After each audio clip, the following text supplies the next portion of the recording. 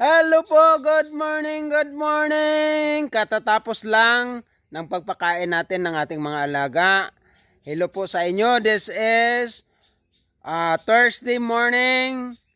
Mayroon na naman akong ipapakita sa inyo. Tara, silipin natin. Ayan, ang nakikita ninyo is puno po yan ng orange. Yan. Nakalinya po yan doon sa unahan. 200 meters po yan for the gap of 5 meters. Yung interval nila. Galing po yan ng Thailand. At sinabi nila na the best fruit daw yan ng orange sa buong mundo. But nagtataka ako dahil po sa taba ng aking lupa, they grow bigger than I expect. Napakalaki, giant po yan. Ayan, yan, ayan, ayan. Ngayon, bumunga yan siya. Napakasarap. Yan, nakikita ninyo? Hanggang doon sa dulo. Ayan, ayan. Ayan.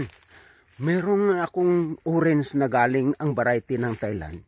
Pero, doon sa original variety na aking pinagkukunan, mababa. Dito sa Pilipinas, they grow bigger. A giant. We call that a giant orange. Ayan po, ganyan. Marami pa akong ipapakita sa inyo. Abangan.